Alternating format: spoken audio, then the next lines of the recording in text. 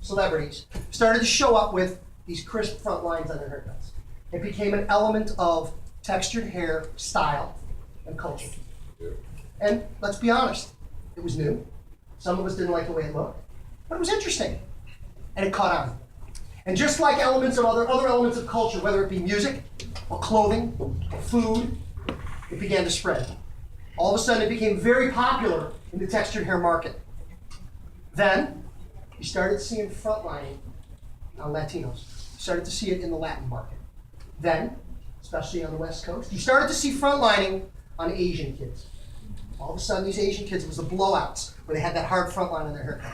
Fast forward now, you go to a mall somewhere in the heartland, in the middle of white suburban America, and every kid at the mall is frontline, and most of them look dumb and dumber if you catch the movie reference.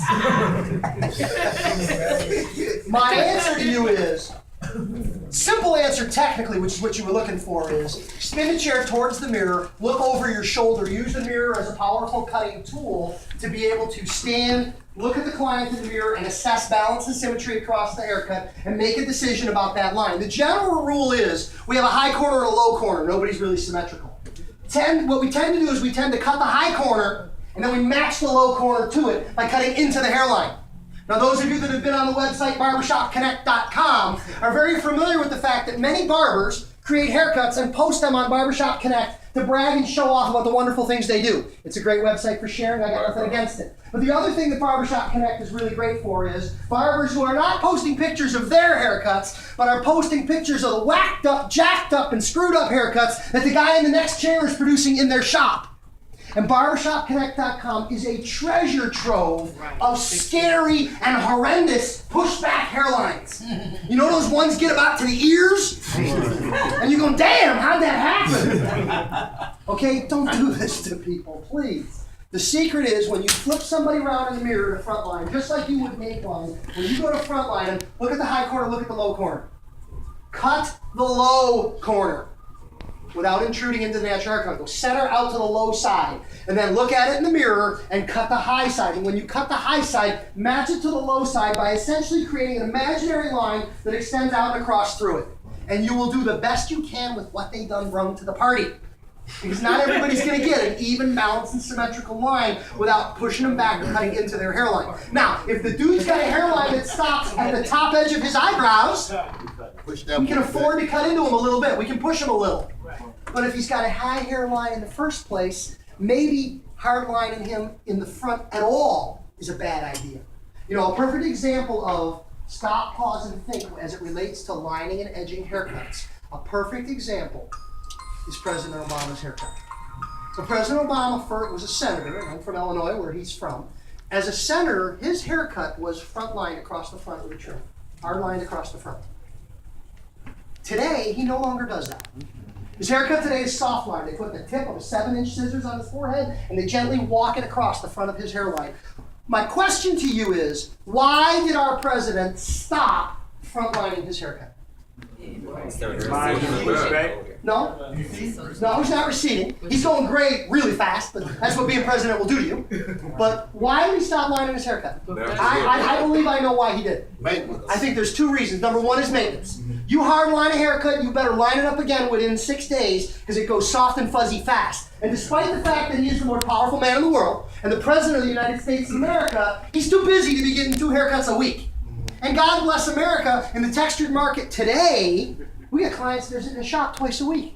You can be twice as busy with half as many customers. They get a haircut on Wednesday, they get lined up on the weekend. Cha-ching, I love this business. But I don't think he can afford the time for the necessary maintenance. That's reason number one. But reason number two, I believe, why he stopped frontlining his haircut. And you ask yourself, when did he stop frontlining his haircut? And the answer is, he stopped frontlining his haircut halfway through his first term as president. Why? What happened in the middle of his first term as president that made him make the choice to request that his hairline not be lined in the front? No, it wasn't receding. Begins with an R though, but it wasn't receding. What was it? It wasn't receding, it was... Recession. It wasn't recession, it was... Reputation. It wasn't Republican, it was... But you're close, it was... Re-election. It was re-election. It was time to run for president again. And the reality is, if you want to be president of the United States of America, and it worked for him the second time, just like it worked for him the first time, you got to get more than half of America to vote for you. It's about image. It's about appeal. Now, make no mistake, I'm not implying that if you do not frontline a haircut, anybody will mistakenly not recognize this gentleman as African American.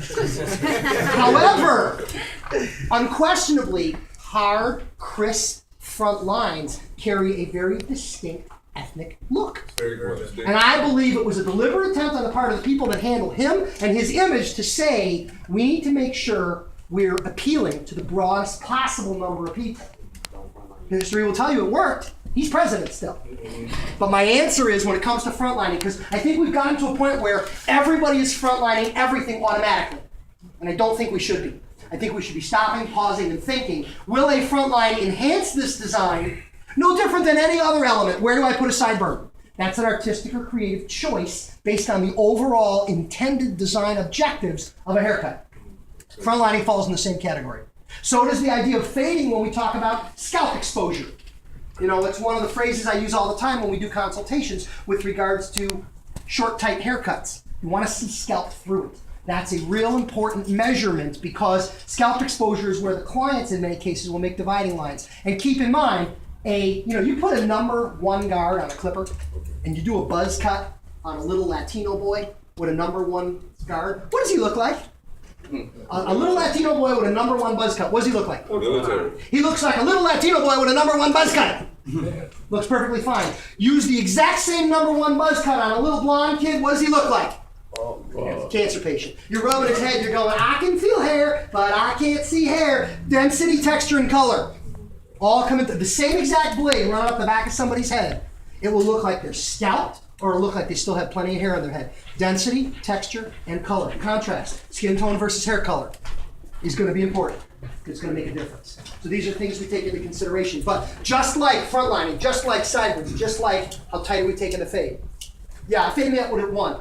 Taking a 1 low and taking a 1 high. We have to have those conversations. Questions or comments? Anybody, anything? Yes, sir. For the most part, if you cut somebody with your texture hair, they would automatically say, don't line me up in the front. So if we really don't have to wonder how to line someone else up in the front, especially when the hairline is receding. Someone has that kind of hairline that he has, and that texture hair, that tells you that kind of hairline? What's wrong with my hairline? It's back there. Now we'll be self-conscious, right? Yeah. No.